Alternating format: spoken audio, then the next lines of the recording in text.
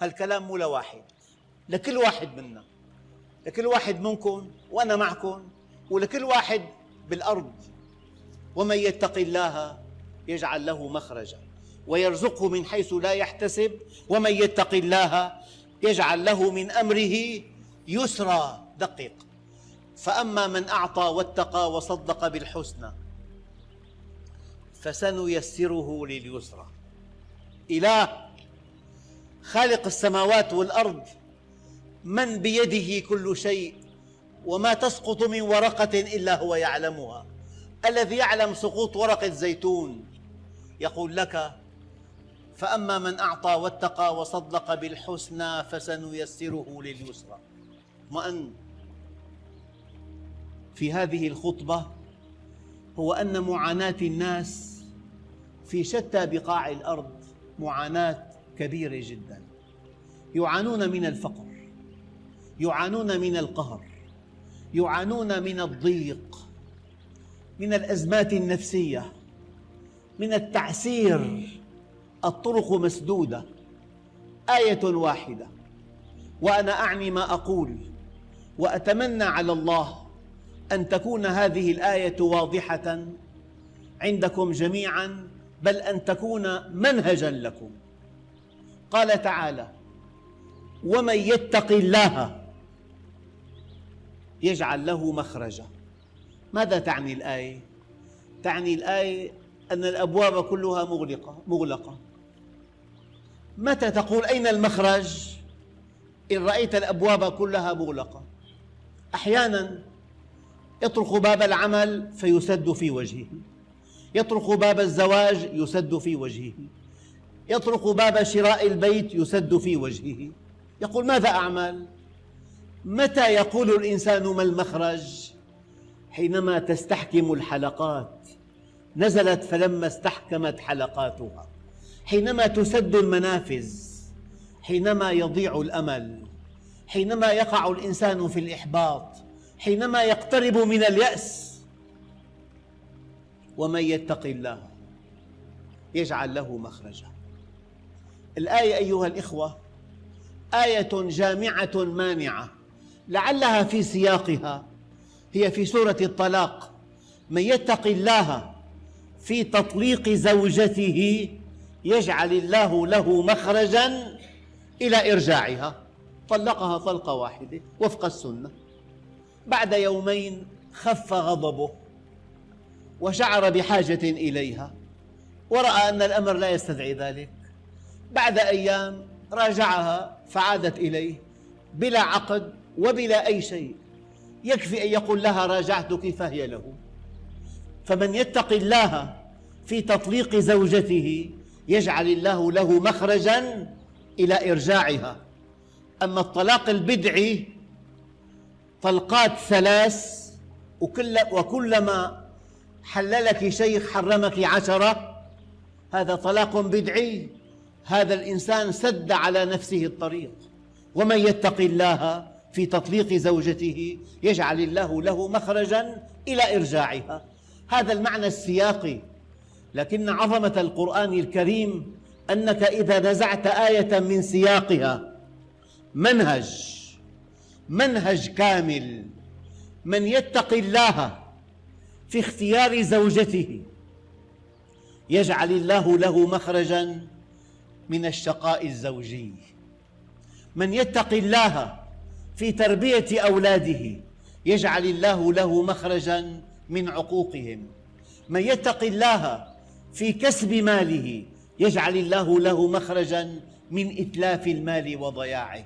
من يتق الله في توحيده يجعل الله له مخرجا من الشرك. من يتق الله في علاقاته المهنية يجعل الله له مخرجا من الإحباط في عمله. آية لا تنتهي، ولكن الذي ألح عليه القسم الثاني منه: ومن يتق الله يجعل له مخرجا ويرزقه من حيث لا يحتسب. هذا كلام خالق الأكوان، هذا كلام رب العالمين.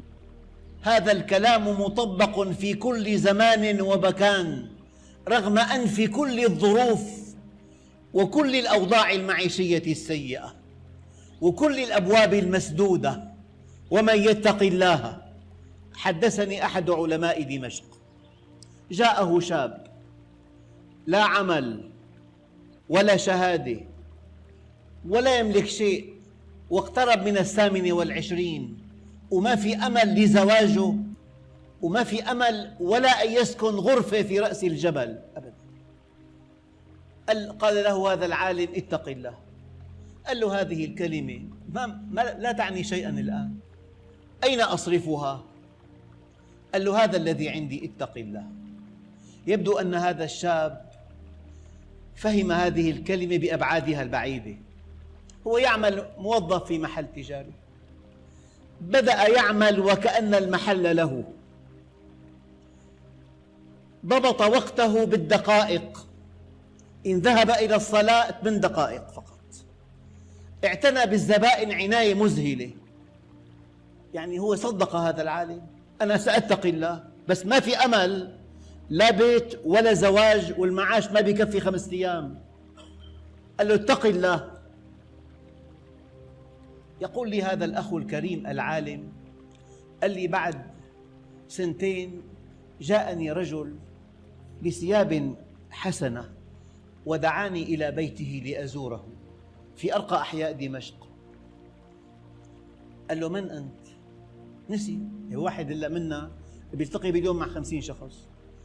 قال له: أنا الذي جئتك قبل 2 سنين وقلت لك كلمة اتق الله أين تصرف؟ أنا الآن متزوج وعندي بيت في أرقى أحياء دمشق. قال له: ما القصة؟ قال له: والله صاحب العمل لما رأى هذه الاستقامة وهذا الصدق وهذا الدوام الصارم وهذه العناية الفائقة بالزبائن، اشترى بيت فخم ولم يخبرني. قال لي: كل ما أراد أن يكسو هذا البيت: تعال اختر البلاط، أنا أثق بذوقك. ما قال له: لك البيت، بعد ما انتهى هذا البيت لك، وبنتي رشحتها لك زوجة، اذهب وانظر إليها. أخواننا الكرام، والله ثم والله ثم والله، بأصعب الظروف، بأشد الحالات، من يتق الله يجعل له مخرجا ويرزقه من حيث لا يحتسب. والله عندي مئات القصص. اتق الله، لأن الله عز وجل أمرك بيده، ما سلمك لأحد. هو الرزاق، هو الرزاق ذو القوة المتين. اتق الله، أتقن عملك، اضبط جوارحك، اضبط لسانك، اضبط دخلك، كن ورعاً، ترفع عن الحرام، وسوف ترى من الله ما لا يصدق، ما لا يصدق. هذا الكلام ليس خاصاً بهذا الشاب، لا والله، لا والله، هذا الكلام لكم جميعاً، وكل واحد منا قابل لأن يقطف ثمار هذه الآية. ومن يتق الله يجعل له مخرجا ويرزقه من حيث لا يحتسب.